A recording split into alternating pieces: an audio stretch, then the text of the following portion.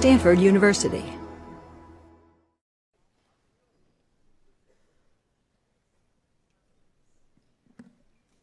Ladies and gentlemen, please welcome our Stanford Roundtable panelists and our moderator, Charlie Rose.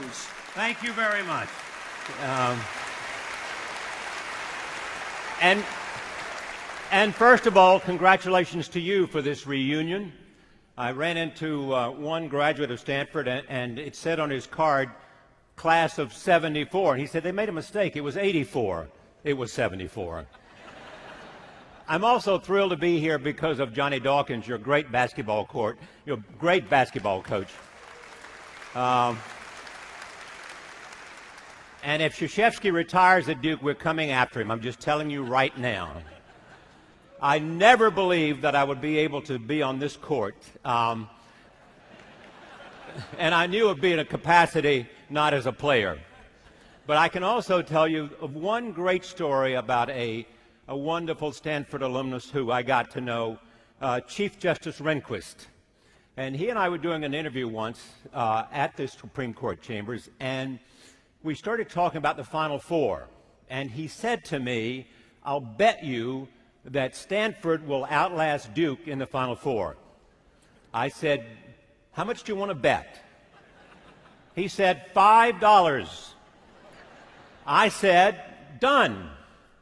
And so there it was, and so it turned out that Duke actually lasted longer than Stanford. So I was not going to remind the Chief Justice of the United States that I won the bet. Lo and behold, there comes in the mail with a letter from the Chief Justice and a $5 bill saying, you won, wait till next time. So, and I have framed that.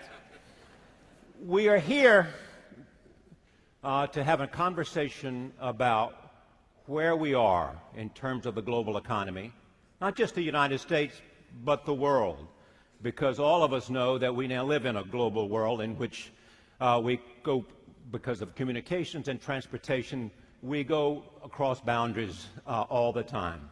And certainly the internet has enabled us to do that. I want to introduce you to the people that are here as part of this panel, some that you know, and I expect most of them you know. Let me begin with John Hennessy, your president.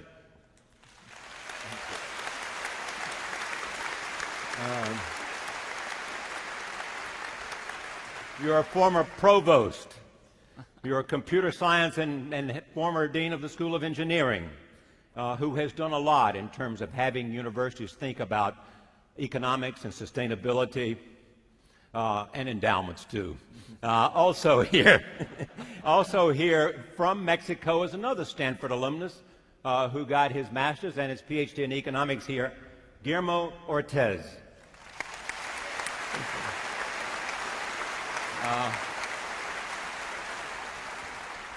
Governor of the Bank of Mexico, and an important figure in terms of looking at the global economy and where it's going. And he was former finance minister and has had a series of distinguished roles, even at, including the IMF. Also here, Penny Pritzker. She is a Stanford business and law school graduate after getting her undergraduate at Harvard.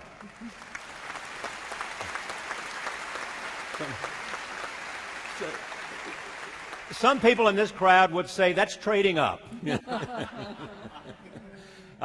She is a Chicagoan, and I think it's fair to say that the man in the White House owes her a lot because she was finance chairman, and early on, when it made a difference, she was helping the candidacy of Barack Obama. She's now on the Economic Advisory Committee.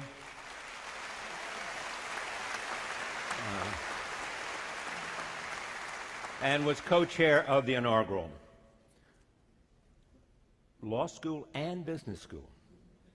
Next is Caroline Hoxby, who you know, who has a remarkable academic record, is a graduate of Harvard as well, and was a Rhodes Scholar and has a great reputation as a teacher. She's I think it's a Balmer professor here in economics with a special emphasis on education, public economics, and we'll talk about education and the crucial role that it will play in terms of the economic and the political and the global future for this country and for every country. It is playing an increasing importance as brains influence how we see the future. Also here,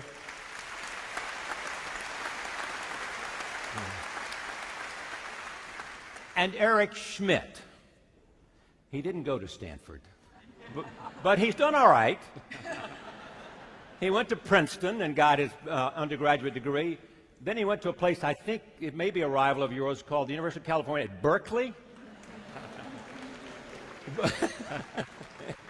where he got his master's degree and his PhD in computer sciences. Went on, as all of you know, went on to have a remarkable track record in technology, first at Sun Microsystems, Norvell, and now he is the chairman and the CEO of Google, Eric Schmidt.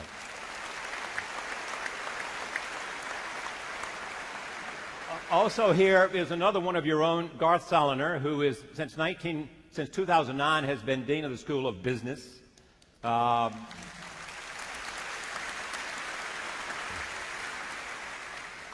And has a distinguished teaching record at MIT and at here, and with a special emphasis on entrepreneurship and management and understanding the qualities that we need in terms of leadership to go forward. So it is a remarkable panel. Now, what we're going to talk about here this morning is the ideas of where we have come from, where we are in this global crisis, and where we have to go, and what's changed, and what does it mean to all of us, and what are the factors at play, and what are the decisions being made or should be made?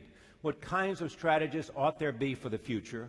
How do we make sure that in whatever country you're in, you have the kinds of resources, the kinds of talent, the kinds of education, and the kind of leadership that will get us there? So I want to begin with President Hennessy and say, give us a sense of what you think, because you're responsible for training future leaders who will go spread across this globe and hopefully play a role in the private and public sector where they go. What kind of tools, what kind of skills, what kinds of ideas are necessary in order that we can come out of this place we are now and come back to a place that hopefully will be better and less vulnerable to what happened to us? Well, Charlie, that's a great question. I think we think about two parts to it. Clearly, where will the new economic opportunities be? Where will the next Google or the next Yahoo or the next Sun Microsystems come from? So we're clearly investing in lots of technologies. I think one key area we're making large research investments in is the whole area of green technology. New battery technologies, new approaches to energy, as well as solving some of our other environmental challenges around water. The remarkable thing about universities is that they are integrated education and research institutions. So at the same time we push the technology forward, we also develop the next generation of leaders. I think the other thing we're thinking a lot about is trying to turn our students into global citizens, to think much more broadly, send them outside the United States, get a feel for what it's like to be in China or to be in Latin America and see what economic growth is going on, and help them become fluent and capable of working across national boundaries, because that is the future. You go down to Silicon Valley now, every single startup has a division in India or in China that's working with them here, and I think that is the future and the way we need to train our students. We need to train them to be comfortable in that setting and to be successful in that setting. Guillermo, I want to look back just for a second. How bad was this economic crisis, and how did it get there?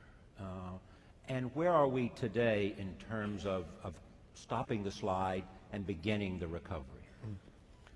Well, this is the worst crisis since the Second World War.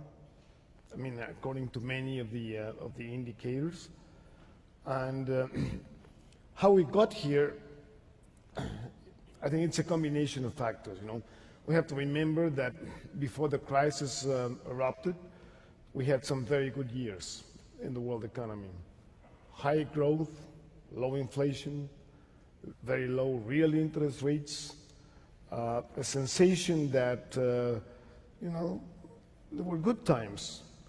And that led, of course, to the mispricing of risk in financial markets, to development of innovative products, financial innovation.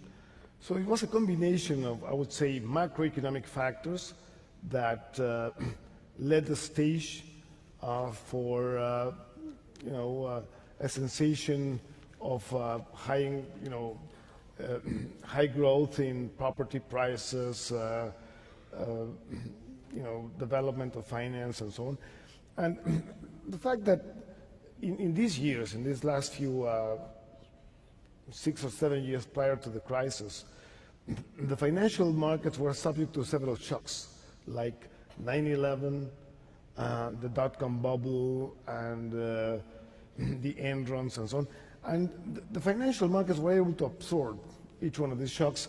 So confidence grew even more that the financial system was very resilient, and the institutions supporting the financial system, like rating agencies, regulators, international organizations, were sufficient to have this system kind of absorb shocks, allocate efficiently resources, and manage risks. I mean, this is the kind of overall stage.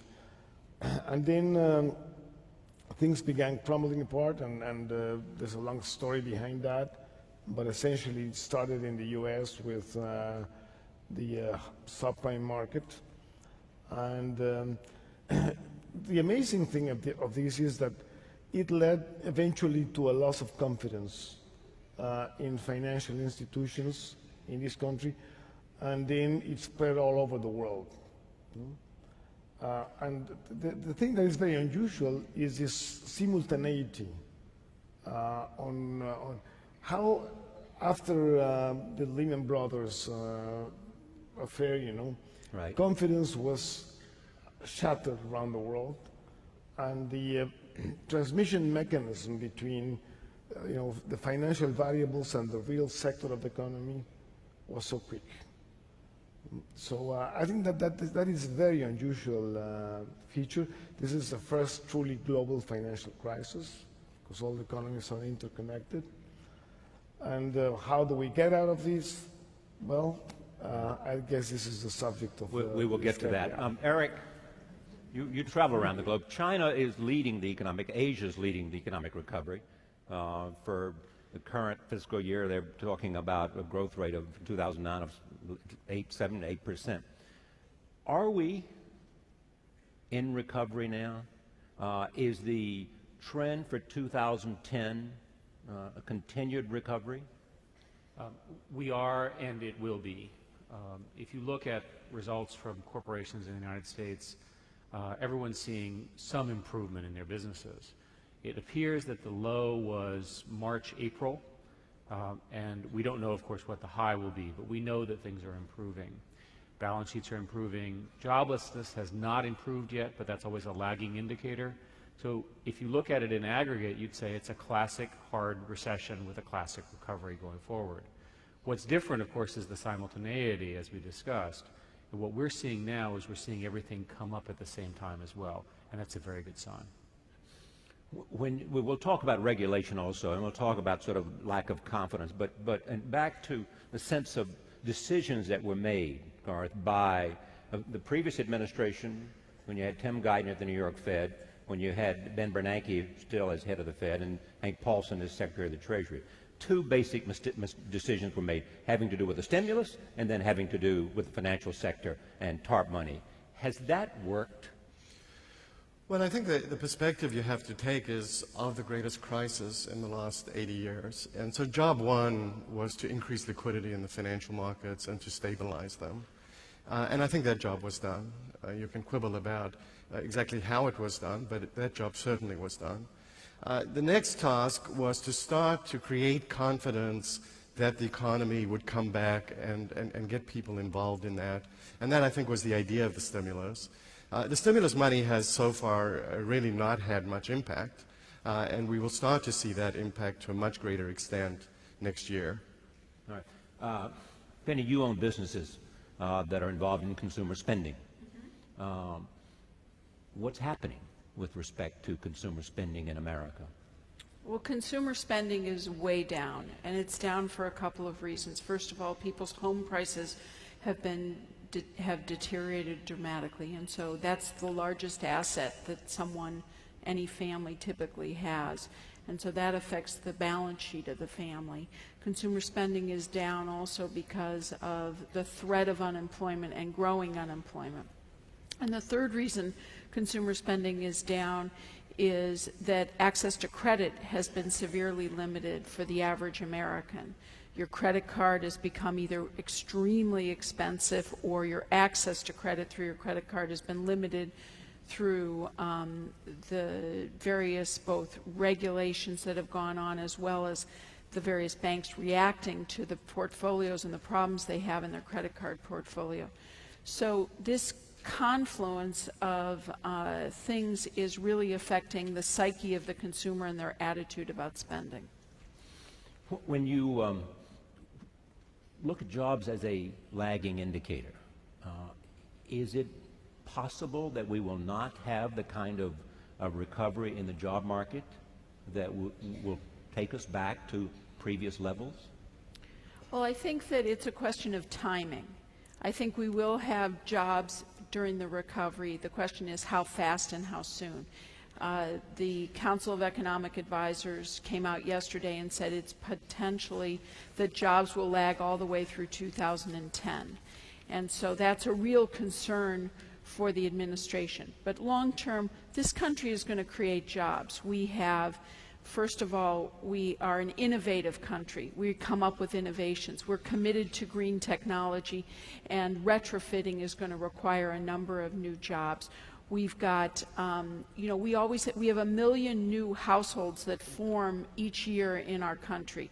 That requires construction to house those folks, to house the economic activity that they've got. So jobs are going to come. Jobs are going to come in healthcare as well, because we have such a robust healthcare system. So I think jobs will come with the recovery. The question is how fast, and I think that the indications are that's going to take time.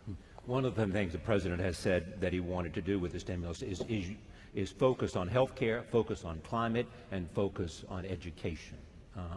When will we see the results of the stimulus in terms of its impact on jobs and its impact on the economy? Because most people I talk to don't believe they're seeing it yet. Well, I think it's a question. It may be that we're not going to be able to see very much effect of the stimulus package itself. One thing to understand about jobs is that jobs are very different than asset markets. The asset markets, as soon as I think that Google is going to do better, I want to buy Google stock, and so Google's price is going to start going up. How could it do better?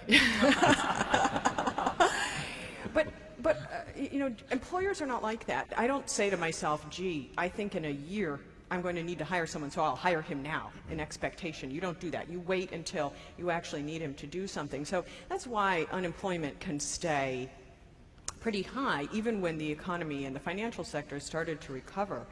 I think that what we need to recognize about American recessions now is that unemployment, there's a good side to unemployment. It reallocates labor from jobs where maybe people weren't as productive as they could be to jobs where they're going to be more productive. It's a painful process, but it is a process that means that every time we come out of a recession, labor productivity is at an all-time high. And it's precisely because everyone's been reallocated to jobs where they're most productive.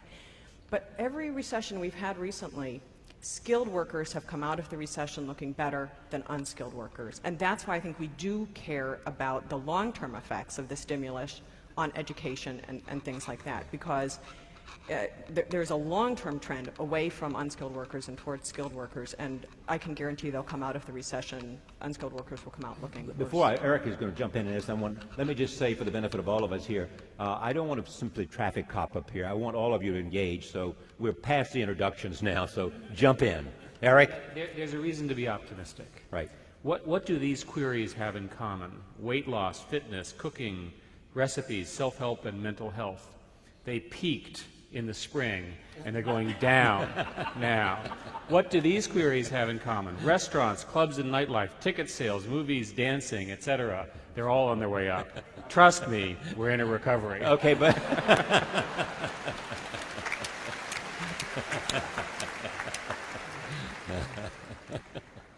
so America is back in business. all right.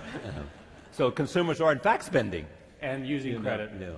But let me just stay with this notion of the stimulus too. What's the payoff for this money in terms of climate, an area that you're enormously interested in terms of the investment we're making? In the February activity, the stimulus bill was designed as a 2-year activity, $80 billion, excuse me, and it had a lot of constituencies that were sort of at that. And a lot of the money went for education, public safety, infrastructure improvements, and so forth. There are about $60 billion that went into various forms of renewable energy, including $5 or $10 billion in building out a smart grid, a whole bunch of things like that. And the President's agenda basically said that if you're going to invest, you might as well get a twofer. You might as well, in addition to spending money, which of course brings up employment and so forth and so on, you might as well address some of the structural infrastructure issues that we have in our country with an eye to building a new energy infrastructure. And that energy infrastructure is fundamentally about renewables and transmission. The renewables are there. All the math says that we can power most of the country from some percentage of the desert, but all the sources of power are not where the people are, and you have to get it using a smart grid. All right.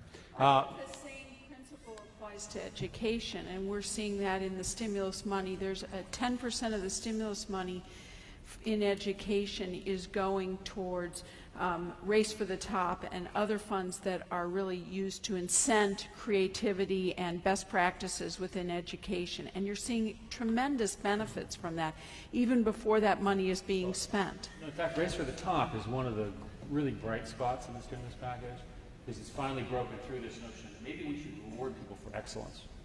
Right, and it's also, what it's doing is it's having a great effect in advance of even the money's being spent, which is that legislatures are changing laws to allow, for example, I believe in California, to marry up teachers and the performance of students and that kind of data, so we can track both student performance and teacher performance and really have better data about how are we doing with education. And we need to really, I mean, what the President and our Secretary of Education are committed to is we have to have international education standards in our country, in our public schools, K through 12. And we have got to raise our standards of what's acceptable in order that we produce skilled workers who can be successful in a global economy. I really want to agree with you about what the federal government can and can't do on education. The federal government doesn't actually spend most of the money on education in the United States. What it can do is create leverage and get the states to do the right thing. And the federal government right now is having a lot of success, and in fact it's kind of a continuation of the previous administration's policies, in using its money to get the states to do the right thing, to hold schools accountable. But do the states have, I'm in California, do the states have the money to do the right thing? You know, I really don't think it's, California is, let me set aside California for a minute. Let me set aside California for a minute. Most states in the United States, minus our wonderful, beautiful state, which is 1/10 of the U.S. and one of the largest countries in the world, right. Most states in the United States spend plenty of money on public education. The problem is not money per se as much as it is figuring out how to do what works in schools. And there, I think we have actually, we now are in a position to know much more about what works in schools than we knew 20 years ago. That's the one place where technology and data have really helped us, where we can now be much more scientific about figuring out what works, and the federal money is trying to leverage that. The issue, I want to come to the financial sector in just a second, Guillermo, in terms of what has happened with respect to the financial sector. But in terms of education, most of the emphasis is K through 12, right? That's right. That's where the issue is. Right. That's right. Because the United States continues to have a huge leadership. Correct. Although we depend at the graduate level, particularly in science and technology, on importing lots of graduate students because we don't produce enough out of our K-12 system. Because if it's broken somewhere, it's broken deeply in science and math education. We're also going to talk about what's happening in terms of India and China. Are most of the graduate students staying in the United States? Or are they going to India or China or Mexico or somewhere else? I think it's a mixed bag. You'd see that most of them at a Stanford or Berkeley probably are staying at least for some period of time.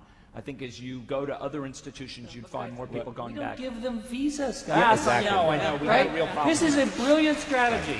Bring the smartest people in the world Right. to Stanford, educate them, and kick them out of the country. That's the It's $100,000 terrible. Brilliant a year strategy. from now. Great for America. As it is, I as it is hope often said, we should staple a green card to a diploma. Absolutely. Right. Don't you think a Stanford graduate education is a reasonable condition for actually becoming a U.S. citizen? Well, let me just tell It's you. just unbelievable.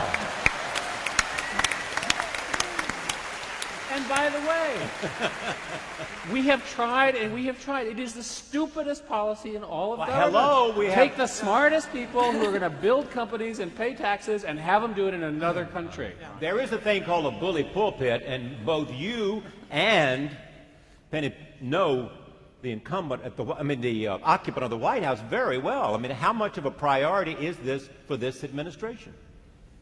I think it's a huge priority, but when one's going to deal with immigration law as a policy matter is a timing question, and so they're very focused on this issue. Everybody understands this.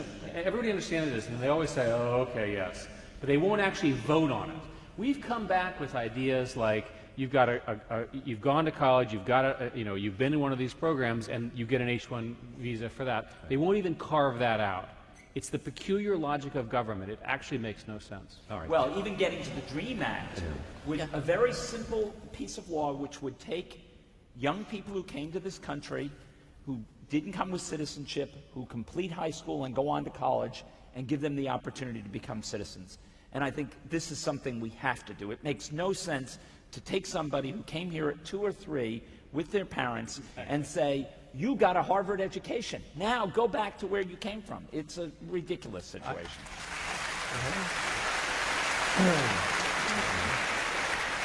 I told your president last night at dinner that I just had an opportunity to meet with a delegation from China who were in the United States, and a high-level delegation, and there was a dinner, and the man sitting next to me, I said to him, what are you doing here? He's saying, I'm trying to get every graduate of your universities with a PhD to come back to China. And that was his mission here. The financial sector. One, you had the stimulus, and then you had the financial sector. We had the TARP money. We had the rescue of, not the rescue of Lehman Brothers, we had the rescue of Bear Stearns with a guarantee from the Federal Reserve.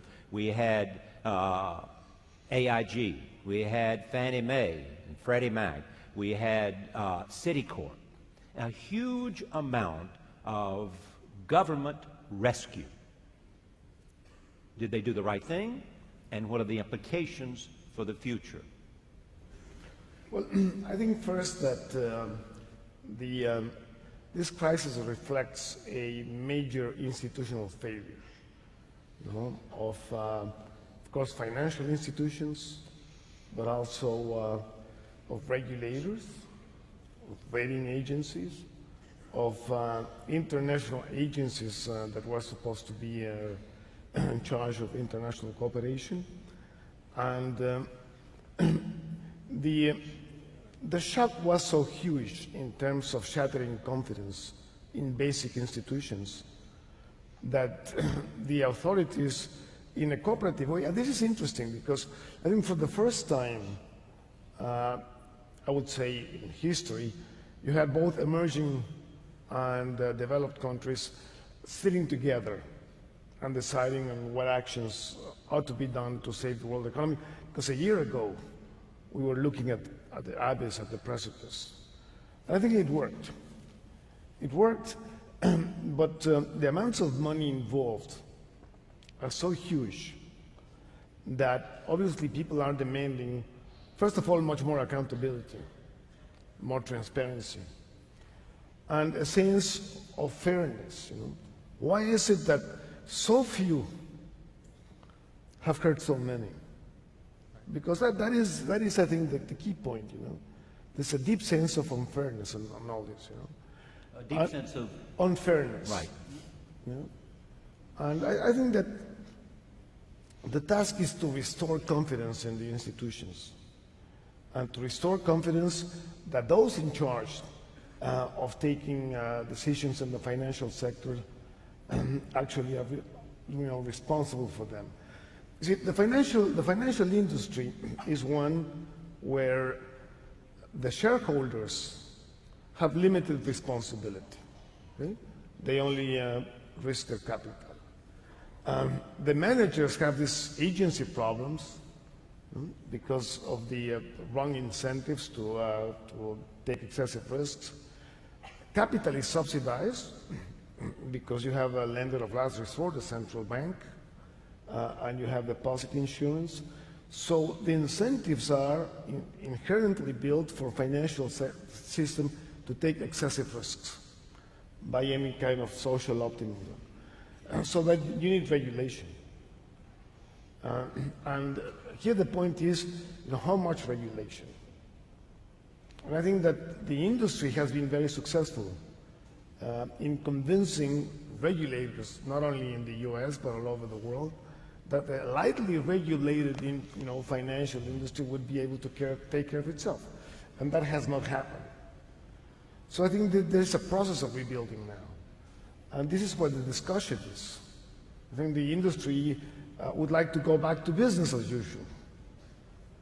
Business as usual. Yeah. And they're lobbying in Washington as we speak. Yeah, but that is not acceptable. To tamp down regulations. Exactly, you know, and that is not acceptable. And this is why, for example, the compensation and pay and all that is such a, it's not only a political issue, I think it's a social issue.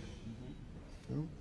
And I think that the forces in the world and in America will make these changes. And this is a process. It has to be sorted out, but we'll end up with a different landscape. Garth, what ought to be the lessons of this crisis in terms of what we need to do to avoid another kind of bubble, although they tell me bubbles will constantly be developing in any cycle of an economy. But what financial regulations are necessary? Having to do with risk, having to do with too big to fail, having to do with enforcement. So I think the point that Guillermo makes is correct, that the externalities from the decisions that are made by executives in the financial industry affect not just them, but the entire global system, and therefore they ought to be subject to regulatory scrutiny. There are at least two failures from what happened that ought to be addressed in regulation. One is that the credit rating agencies did an inadequate job of assessing the risk of the mortgage-backed securities that were being sold, and that was the fundamental risk mispricing that echoed around the world. The second is we have deposit insurance for retail banks, and we have no equivalent for large financial institutions. So when they were holding this paper that had been mispriced and was not appropriate for the risk they were carrying, and then confidence began to sap in their holdings on the balance sheet, there were runs on those large financial institutions, which is what caused the panic and put the federal government in the position of having to bail them out with very large amounts of money. And I think the federal government had no option but to bail them out. Otherwise, we were looking at a global crisis. We were on the brink of financial collapse. The financial system had essentially seized. There was no liquidity for regular business, and if you don't fix that, you do go off the precipice. That was a very scary moment in the last few years. And so something like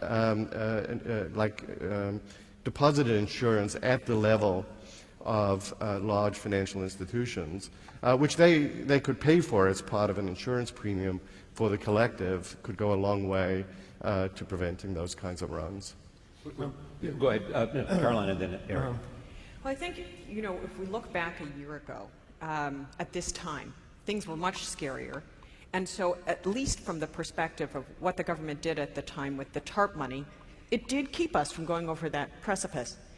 And I think we all agree that a lot more transparency in the financial sector would be a good thing, because if we had had a lot more transparency, the crisis probably would not have occurred to the same extent it did.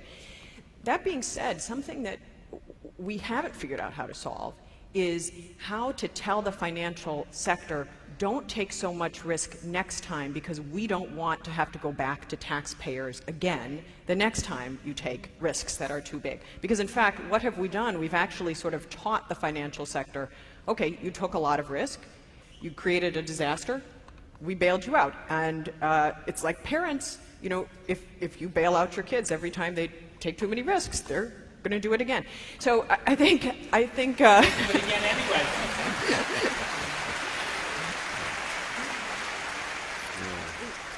So we do have to figure out a way to change that relationship between, I think, the American taxpayer and the financial sector, because otherwise they will find new ways of taking risks. Sure, they won't do the same type of mortgage-backed securities again, we won't have the same type of reinsurance, but we will have, there are always new financial instruments. But is the problem what businesses they're in, i.e., whether in the trading business, an investment banking function, or a commercial banking function, or capital requirements, so that there is too much leverage and too much risk-taking? And can you, anybody? I think it's both things, you know. But one particular aspect that we have to watch carefully is the concept of financial innovation. I think financial innovation in general has been very good. You know, the creation of products that serve businesses, that allow households to get credit and small businesses to flourish, and you know, those have been the kind of good innovation products. But in the last few years, financial innovation kind of separated from the real sector of the economy. You know? I mean, financial processes are good insofar as they help people, or they help businesses, they help the real economy to function better. But when financial innovation is separated from the real sector, and you know, it turns into a betting game. For example, we can bet that you may fall off a chair over the next half an hour or so. You know, and that's okay if we do this bet privately. But if we use taxpayers' money implicitly, you know, to take on these bets, there's something very wrong with that. The argument also goes along in terms of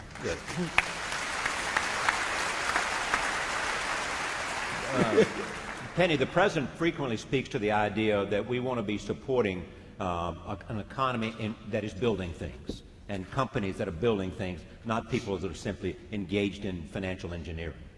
Right, and so, you know, that's why he's encouraging investments in innovation and green technology and things like this that he thinks are going to not only be good for America, good for our climate, good for our economy, but also help create jobs, which is extremely important. And I think this is an extremely important point, which is this side betting that went on is a really destructive part that got created out of financial innovation.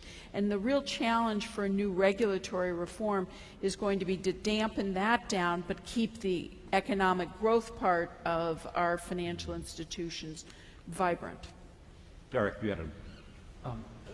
I'm concerned that there will be more and larger bubbles in the future for two reasons.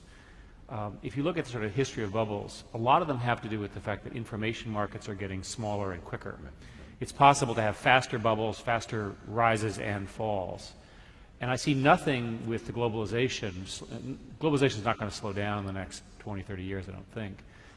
And so it's likely that we're going to see more, not less.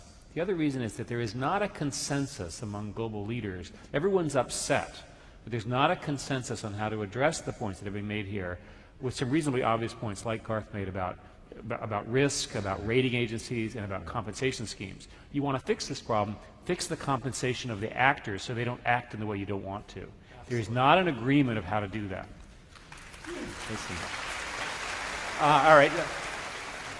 John, speak to the... This is a critical issue. The other component of this is we didn't price liquidity properly. So we acted as if illiquid assets were fully liquid. It's what caught the university endowments. It's what caught the real estate market. It's what caught the enhanced money market funds. They, in fact, were not fully liquid investment strategies. And as a result, once the crisis began, banks and other asset holders couldn't unload their assets and turn them into cash to meet the demand for cash. Do we have, when you look at what's happened here with the government understandably having to intervene, General Motors, Citigroup, AIG, is there an exit strategy? Is there, as Ben Bernanke suggested, a fiscal exit strategy so that things will return to, and what will be the look of where we return to? Anybody? Guillermo? Well, I think that the... Speaking of a fellow central banker. Yeah. Well, I think that the... I mean, we all, I think, have agreed that that stimulus had to be put in place because the world economy was in danger of falling off. But the amount of taxpayers' money that is at stake is huge. Not only in the U.S., but this is also true in Great Britain. It's also true in Europe, in Spain, in many other countries, in Ireland. We may make sure that this works. Because a relapse, if you have a relapse and you have also, and if you have another episode of, slowing economic growth and another recession or something, there are no more tools there. I mean, because you have already spent what you had. So the timing is crucial here. I think the stimulus has to remain in place until final demand, which ultimately is what is important, really takes hold, and we make sure that the recovery, has firm roots. And I think that is a crucial point. At which point do you retire the monetary stimulus? Because if it takes you too long, you will eventually provoke some inflation. And in terms of the fiscal situation, well, you are already looking at very large fiscal deficits of the next decade, at a rise in public debt in the U.S. and the world. I mean, and a much more active role of public sectors.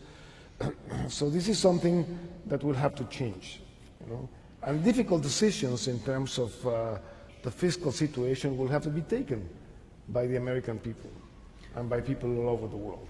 Speak to the deficits that this country's economy is looking at.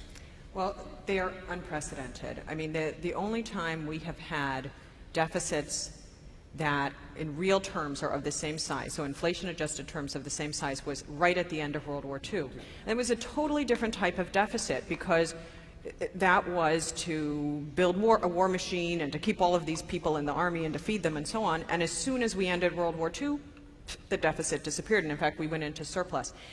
We currently have a deficit that is at in my opinion, a totally unsustainable level, but it is to fund mandated benefit programs largely, right. Medicare, Medicaid, things like that. And those things we're not going to stop doing them tomorrow. So it's a much more difficult problem to solve than we had at the end of World War II. I actually think today our debt and our deficit are the single largest risk to the economy. I think the financial sector will... I think the financial sector will come back.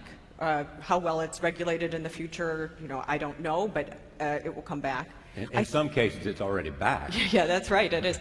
I think our real economy will come back. By that I mean all the goods and services that we produce in this country. Americans are very entrepreneurial, innovative, flexible people, so lots of jobs will come back in the real sector.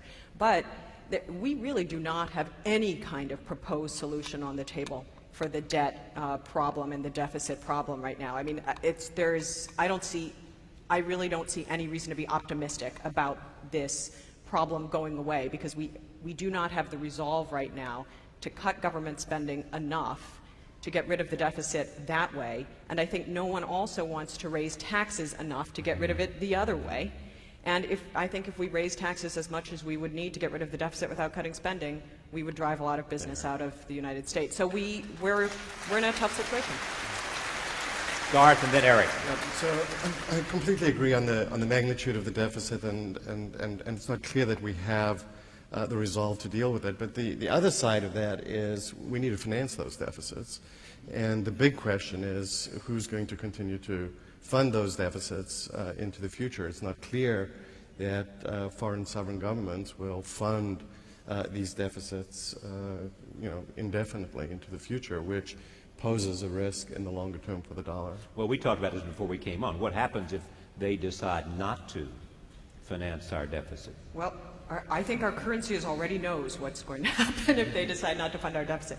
When they decide not to fund our deficit, the dollar will continue to decline, and no longer will it be attractive. Right. It's not going to be attractive to fund U.S. debt. I don't mean that they're going to pull out altogether, but that they're going to slow their appetite for U.S. debt. And we're all going to see the falling U.S. dollar in the form of higher prices here, because everything we buy that's from China, say, is going to become more expensive. And, we could get into a sort of stagflation situation where the Fed feels it's necessary to rein in the money supply because inflation looks like it's getting out of hand, and then we push the economy back into recession. We don't want that to happen. I think that's what Guillermo was talking about when he said it's so crucial what the timing is. How do we manage to get out of this recession without high inflation, which would push us into tight monetary policy?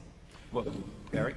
So if the base case goes something like we announced a strong dollar strategy, but in fact we have a weak dollar strategy, that we're dependent upon the Chinese and others for monetizing our debt for the next 10, 20 years, we have these ever-increasing debt solutions, and we have these ever-increasing entitlement programs, which our government is happy to continue to make bigger and bigger and bigger because of the way of our political system, then what's a way out of that path?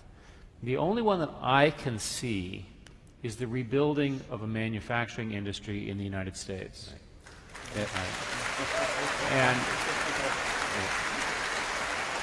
And it goes something like this. I don't think the service economy in the U.S. will be strong enough to do it, having to do with the way services are delivered. But because of the strength of the American university system, as evidenced by everybody here, especially here at Stanford, it is possible for America to become sort of a little bit more like Germany, a leader in advanced manufacturing of very sophisticated manufactured goods that are not high volume compared to what is done in the high volume factories in China. So if you imagine a dichotomy where China builds the things which are very low cost, very high manufactured, very much the same, and American ingenuity creates whole new businesses. There's an obvious one in nanotechnology. John is an expert here on some of the things going on at Stanford, which are phenomenal in their impact, in energy, in biotech, and so forth and so on. They will begin to create the jobs that are high-paying, that will pay the taxes, that will help solve the problem. I don't see another way to do it. We need another bubble in America that's not a short-term bubble, but a long one, an investment, a cycle where everybody's just incredibly excited about building these new industries. What about this idea, but including North America?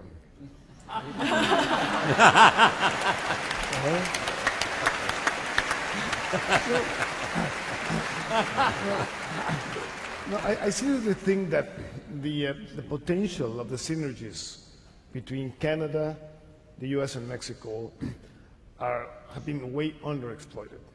No?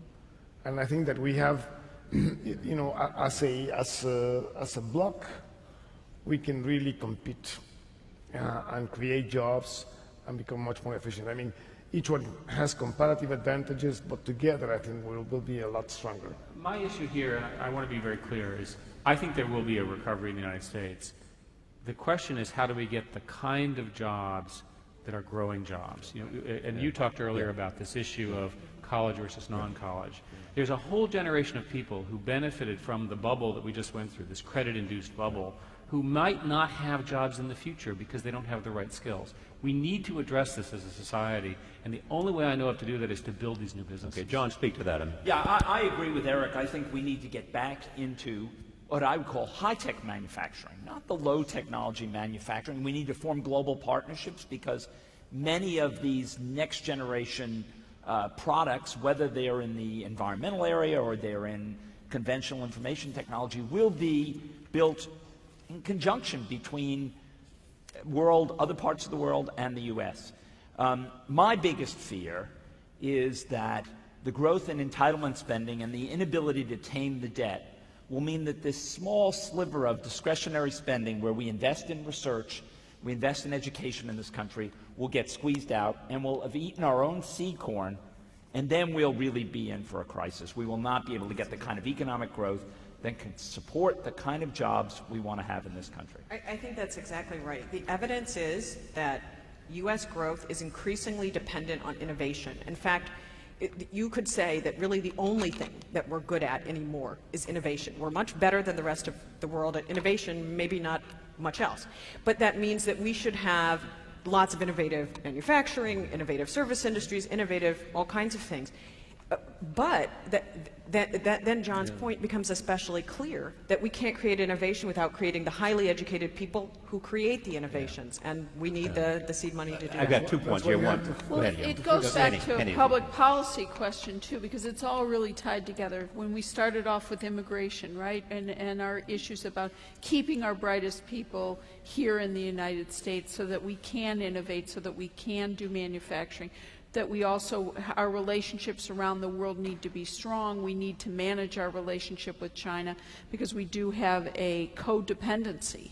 And they're very clear about the codependency. The Chinese are, they understand our need for their capital, but they want us to become, they actually want us to become a manufacturing and exporting nation because that's good for them as well, for their dollars, for where they're investing their capital. So it's all interrelated with one another. But the interesting thing, too, though, and I know Eric knows about this and others, it is, there is in China specifically a huge commitment, on solar, huge commitment in terms of the range of alternative energy sources with the huge energy demand they have and their necessity to fuel their growth. At the same time, I'm not sure that we can always rely on this sort of our great pride, and understandable so, in innovation and creativity and those factors that have given us the technology that has fueled our economy. We can't take that for granted because we're much more living in as Tom Friedman said, a flat world where access to information is the same, and they're developing talent bases, and people are understanding that it may be very important to your economy to lead the effort to sustainable energy sources, alternative energy sources, and we need to have a national will in order to be able to compete in the future, not dominate, compete. No, compete, Charlie.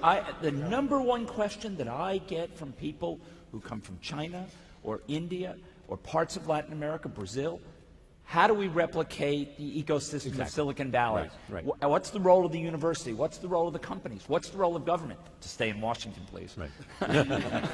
Yeah, but Eric, speak to this only because Well, you know what people are doing around the world.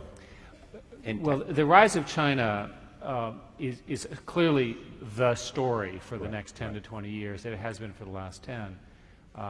We are now dependent upon China in ways that are phenomenally disturbing if you think about it. That if they were to start a set of things that they were to stop doing, we would be in very serious trouble as a country. They're very, very good at the kind of manufacturing that might be needed, for example, for rebuilding the energy infrastructure.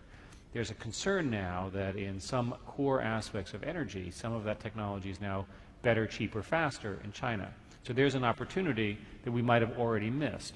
Now, that's not to say there's not another 10 opportunities sitting in front of us if we do what John said.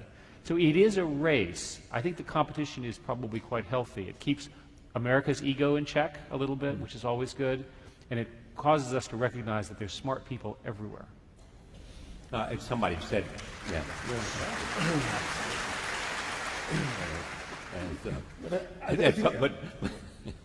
I remember that Tom Friedman once wrote a quote, once did a story on a column in which he basically talked about his grandmother who said, I'm less worried about a country that tries to censor Google.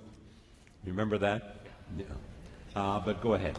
Talk about where we are in terms of the president's mind, with respect to all of these issues, in terms of priorities and where we develop the will to engage deficits and how we march on so many different fronts. Well, I think what you see the president trying to do is to really push the Congress and the Senate to make very bold steps, and he's really fighting a very challenging structure. Our democratic, government is a phenomenal system, and we all believe it's the best system in the world, but to take big major leaps forward in terms of addressing our climate change problems, in terms of addressing health care, in terms of addressing education, requires a lot of will and everyone getting over their own parochial interests, which is very challenging when you have 535 lawmakers, if you will. And what I think you see the president trying to do is to over and over and over reinforce how important these themes are for the future of our country and how important it is that we address them now. And that's frightening to a lot of people, this amount of change this quickly. But I think he's very much on the right track in terms of pushing the Congress as hard as he can. Mm-hmm. Anybody want to add to that?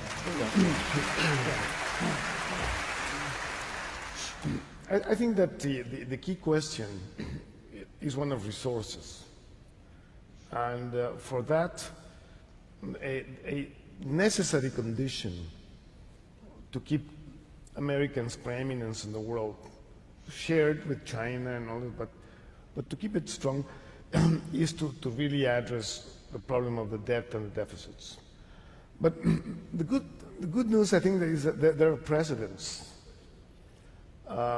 Great Britain was broke in the 1980s.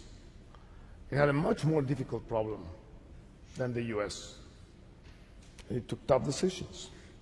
You look at around in Latin America and in other places in Asia, and many countries had these huge fiscal problems and they were able to resolve them.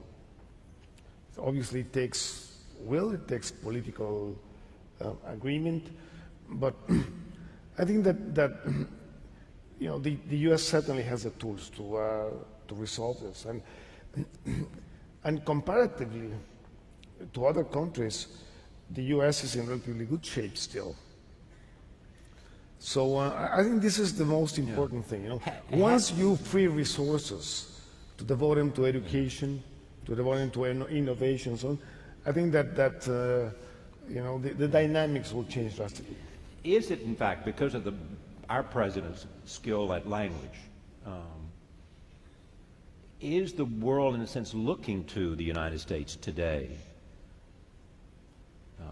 for something? I think very much so. I think that the image of the U.S. in the world has changed dramatically, and I think that the world is again looking at the U.S. for strong leadership, and this is, I think, a very important point. But leadership, with the recognition that most of the problems we're looking at, whether it's climate or a whole range of global economic questions, and even geopolitical questions, whether it has to do with Iran or nuclear nonproliferation, all those issues cannot be done alone.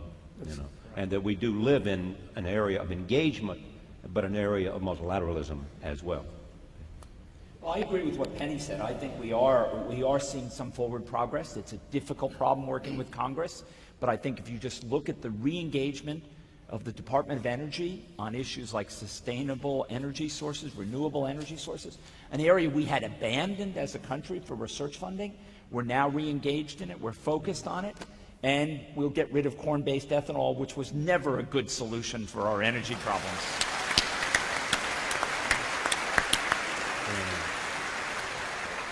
So I think this is right, but I think there's just not enough urgency in Congress. Urgency. Urgency. So the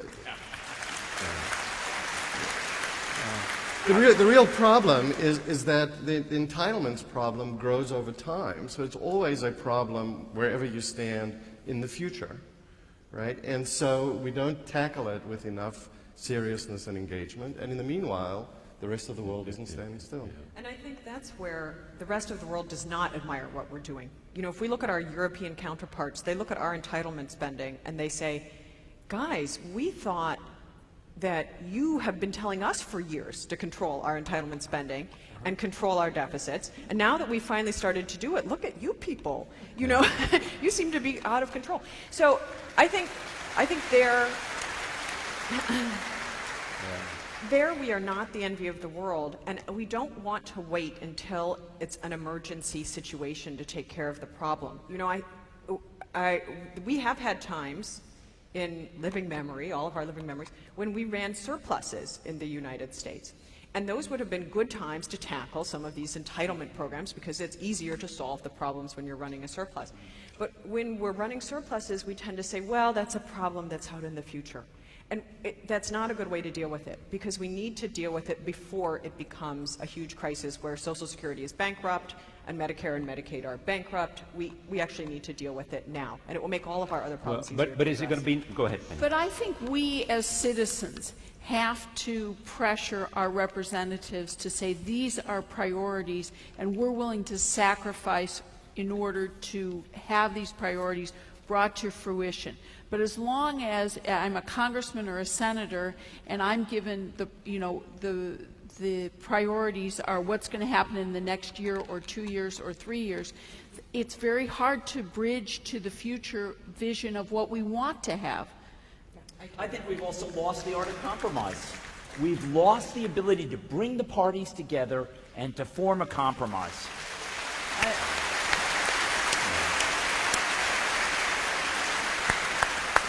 And I think, John, you see, referencing back to the president, you see the president very much trying to create bipartisanship and reaching out. And there's a lot of question about that. There's a lot of question about that, but I think that his intention is genuine. And it's very challenging to actually address that in Washington. I agree with that. In fact, I frequently point out to students that in many ways the last big aggressive domestic policy reform was welfare reform, led by Bill Clinton and Newt Gingrich, both commanding leaders of the two sides of the aisles that could bring the country together around something, which is now being copied around the world. So Europe is using the earned income credit scheme now, and so we need to do that again. Well, and I think we should applaud people like Olympia Snowe, who really took a big political risk. Yes, absolutely. She took a huge political risk for the benefit of our country. And what is frustrating is you would like to see more of that.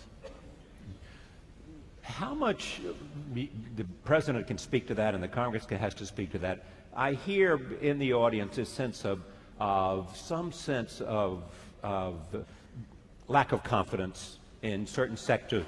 Yes. How do leaders address the question of confidence building? You train leaders. Well, it's through your actions. You have to lay out a vision, and then you have to be willing to show your ability and willingness to make tough choices.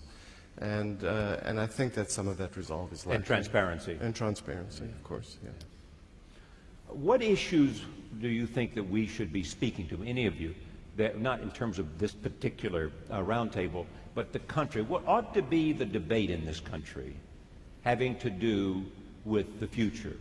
What ought to be the questions that are on the table about what kind of country we are and also how we participate in the world? And I say this because we're living in a global world having to do with any country in the world. What ought to be the kinds of questions that we ought to make sure are on the agenda, Eric? So where does the question fundamentally is, where does the growth come from? Right. If we're not a growth country, we're more or less kaput. And the reason is that all of the systems that we have in place are just going to fight over these incredibly hard to get resources, and everyone's going to be fighting against each other. We have a war of demographics because of life extension, which many other democracies have as well. Everyone else is fundamentally dealing with the problem that the generation that follows them is not going to be able to pay the taxes and what have you to support the people who are older. The combination of those two, we have to deal with the fact that we cannot, for example, decide to spend $1 trillion randomly here, here, and here without a consequence. Or we have to figure out a way to raise that money through, I think, our own creativity. I think the other thing I'd put on the table, Charlie, is the work that Carolyn's doing on K-12. If we can't offer every young person in this country a decent, opportunity through a good education at K-12, we're sunk. We're sunk. We'll never get it going. Yeah, but I want to agree with the gentleman on both sides. We have to grow ourselves out of our problems, essentially, because we have mortgaged the future of our children. And we've done this many times before, and it's been okay. And why has it been okay? It's because our economy has grown enough that our children have not really minded paying off our debts, right? The debts that we imposed on them. But it has to be that the economy grows enough to get us out of this set of problems. Well, why does education matter so much? Education is fundamental fuel for growth in the United States. And it also, especially in K-12, where we have many Americans who really just don't learn basic skills. Literacy and numeracy skills are still problems for many Americans. Those people become the entitlement burden for us in the future because, of course, they're not going to have the skills to earn enough to pay the taxes, to do everything else. So we have to solve education problems in the United States. We can't say that's something that, oh, we need to put that aside while we deal with our short-term problems. We have to think of it as short-term, long-term, medium-term. Because this is reunion weekend, John, this global economic crisis has done what to universities? Well, I think it's certainly woken us up with respect to how we think about our endowment. My view, it's also created an opportunity for a Nobel Prize in economics when somebody figures out how to price liquidity in an appropriate fashion. Right.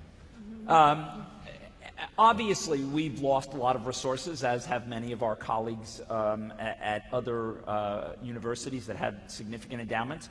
We've reset, we've adopted.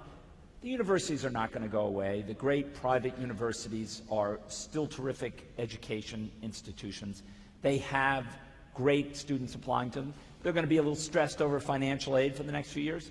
My great fear is that our public universities are under tremendous pressure, given what's happened with the states, the fact that they haven't reformed their financial systems. We have to save them. Good, Carl. So I would say for business schools, the crisis has held a mirror up to us. We have to educate principled leaders. So you got to teach different courses? You have to change your curriculum? We have to change the curriculum, which we have done here Right. at Stanford. Right. It's not about teaching finance and marketing and supply chain and accounting. You have to teach those things, but you have to educate future leaders of managed institutions who will approach their decision-making in a principled way. About values and things like that. Yeah.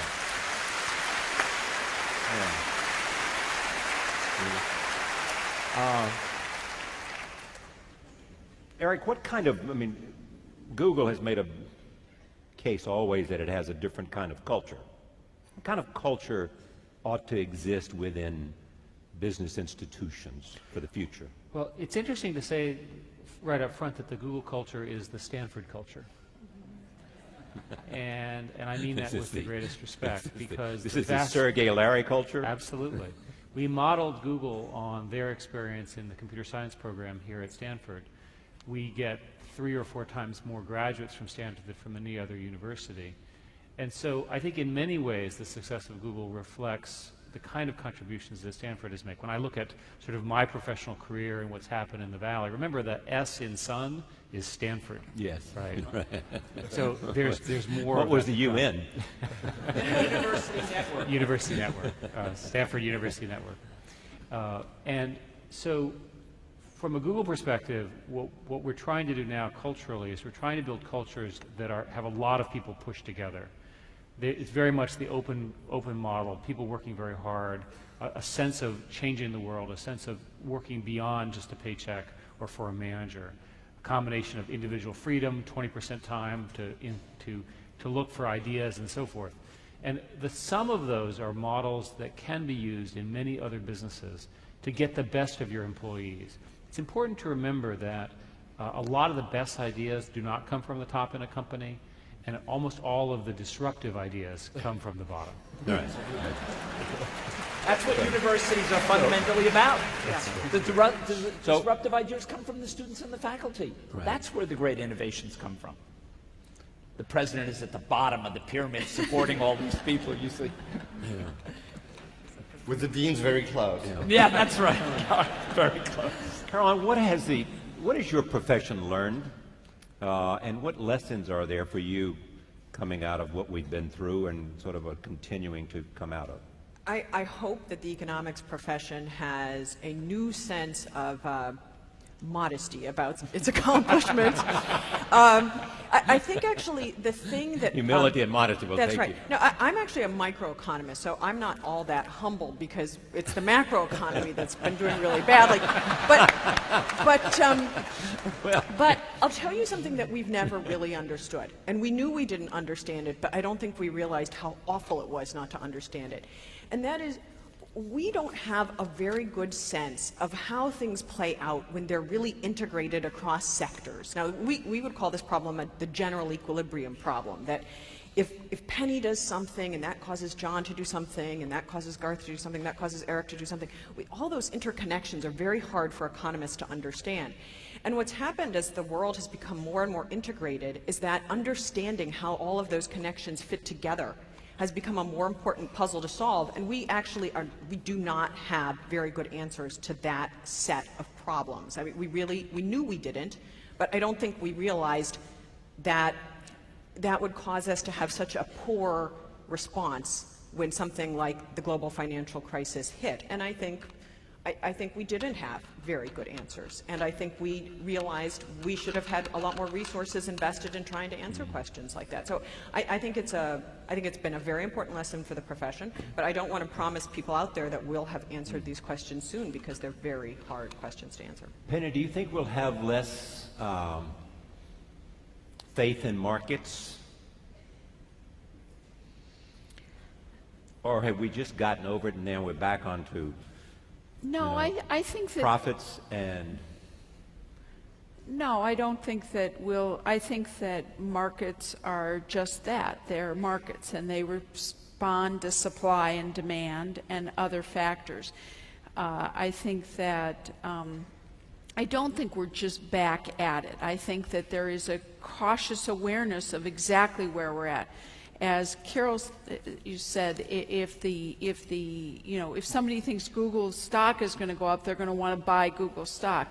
That's very different than, the day in and day out of other businesses. And so I think that people are cautiously optimistic that markets are working, and that confidence has, there is a certain amount of confidence that has returned. I think that a very important thing was this extraordinary loss of confidence that led us to the precipice of a meltdown.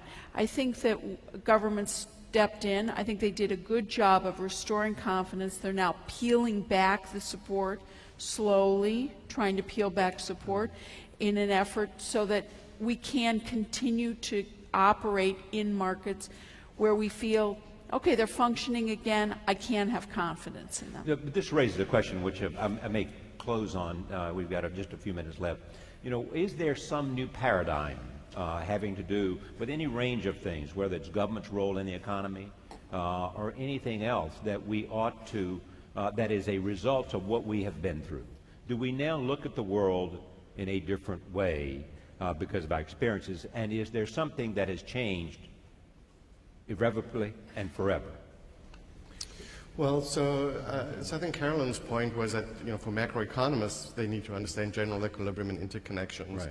I think executives now understand they have to understand interconnections, that focusing just narrowly on your business and your own shareholders and stakeholders is not enough. You need to understand the full context in which you're managing. The financial services managers, the financial services executives who weathered the storm the best were those who didn't just say, I can buy debt for X and I can sell it for X plus a profit, but who asked themselves, why is that price the way it is? All right, Eric, go ahead, and then I want to change it. Just real quick, one thing has really changed in the last 5 or 10 years, which has been the explosion of mobile devices and the ability to measure things. Right. And we haven't talked much about this, but the fact of the matter is that transparency can be taken to a much greater degree now. And what you learn in the internet business is that people have a lot of free time. They have a lot of time, right? They have a lot of time to look and monitor and analyze. Yeah. And from a government policy perspective and a banking policy, I wonder whether the issue of risk mispricing and so forth, had much of that information been more generally available to the average public, average person, would we have been able to detect these things earlier? Right. I'm not talking about the institutions who are overworked and understaffed and maybe in some cases the wrong skills. But the fact of the matter is that these crises affect all of us, and all of us have an opportunity, if there's information out there, to monitor what folks are doing, and I think that's healthy. Okay. Well, because of you specifically, how is the Internet going to change us in ways that it has not already changed us? Well, one obvious change, which you know very well, has been that much information that people now consume, they actually get from their friends. Right. It's essentially user-generated data and so forth. You've seen a sort of a collapse, if you will, of the authority figures of information. This is affecting newspapers and the media in general, and in my view, it's a real issue. But the fact of the matter is that people are largely now influenced by what their friends and other people who they think are like them thinks. That has a lot of positive effects and also some negative effects on our political structure. If you extrapolate that out further, what it says is that every decision we face as an individual or as a country or as a political leader or what have you, will be a shades of gray argument. The people will get so good at spinning their particular point of view, it'll be very, very difficult to tell what the average person really thinks. What does the body populate really think? Because the tools and technology, the democratization of technology, allows everyone to think that they are a famous spokesman or an authoritative, and even though they're not. All right. Caroline, you spoke about the deficit as a huge concern for you. Why are you optimistic? Oh, I'm optimistic. Well, I'm an American, so I think it's in the blood. But when I think about the good things that are happening in our economy and the world economy, there are many reasons to be optimistic. I think I take tremendous hope from the fact that despite the crisis, Americans remain very entrepreneurial, very optimistic about the future, very interested in getting back on the horse that they have fallen off of, and we're just a very innovative people, and it's partly because we managed to import so many innovative people from the rest of the world, which is just fantastic. Maybe if we had better visas, we would import even more, but we do that. The other thing I take a lot of hope from is that the internet has really changed the degree to which the world economy can benefit from the many, many innovative people in the world, smart people in the world, who were previously not able to really participate in the world economy because they weren't that linked into it. It used to be the case that when I would talk to, say, an economist from sub-Saharan Africa, I would find that that economist was, say, 2 to 3 decades behind where economics was. Now they are a couple of days behind where the profession is because of the internet. And all of a sudden, all of these smart people are going to participate in the world economy. That's a great thing because the world economy grows as we push more and more resources into it. And we've had a lot of underutilized people in the world, and they're now going to be much more utilized. So I'm optimistic about that. Penny, life's been good. Life's been good to you. What are you concerned about most of all, and why are you optimistic? Well, I share the view. The reason that I'm optimistic is I believe in America. I believe in our innovative capabilities. I believe in our educational institutions. I believe in our power to evaluate ourselves, to see what we're not doing well, to recognize it, to call it out, and to do something about it. We are a people who are honest with ourselves, and so I have confidence that when faced the realities and the challenges that we're facing that we've talked about today, whether it's the deficit or climate change or education, or the healthcare challenges, we are very aware of those issues and we're facing them. And it's hard to do. But the fact is we're actually facing them and people are making tough decisions. And so that's why I'm optimistic. Right. Guillermo, Mexico was this long border of the United States and all kinds of issues that demand cooperation, whether it's immigration, whether it's weapons coming over, whether it's drugs coming back, whatever it is. Is there optimism that governments will be able to, in the future, for lots of reasons, cooperate to deal with problems that have no geographical definition? Well, first, the degree of international cooperation that we have had with this crisis, I think, is unprecedented. So that is a good sign. I think that the G20 that met exactly a year ago in the middle of the crisis, for the first time, got both emerging and developed countries acting together in coherent and cooperative policies. Now, in relation with Mexico, there are two levels of the relationship. One has to do with the everyday business of trade, of investment, of the drug problem, arms, and so on and so forth. And this is something that has to be, I would say, taken with a view, with a long-term view, that the problems will have to be solved, and will have to be solved through cooperation. And the key to as to whether we're going to be optimistic on that or not is whether we have at the leadership level a sufficient, I would say, leadership and will to connect these things.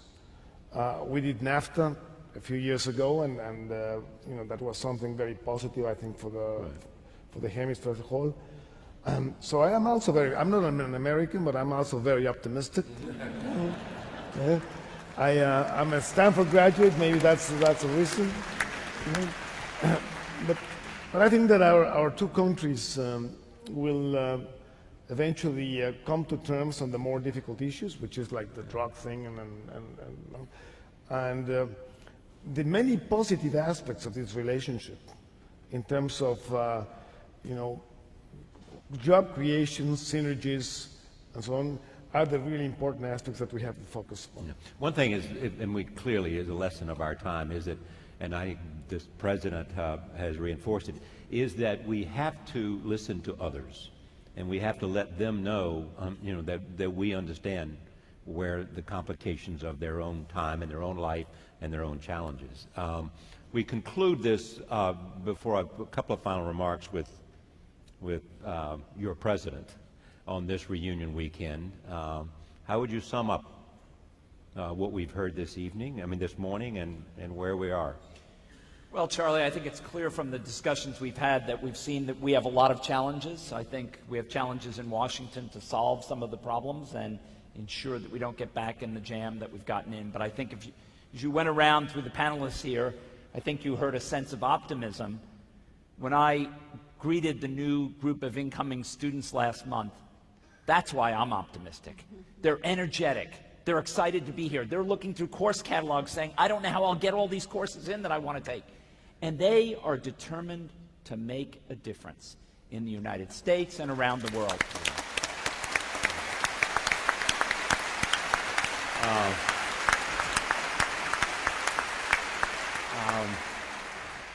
They are you, and they are your sons and daughters.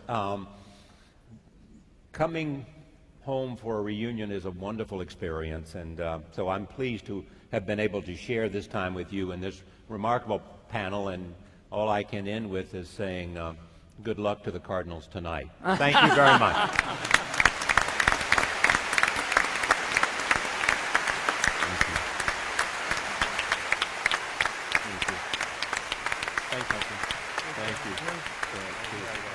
That was great. Terrific. Very fun. Terrific to meet you as well. That was good. That was really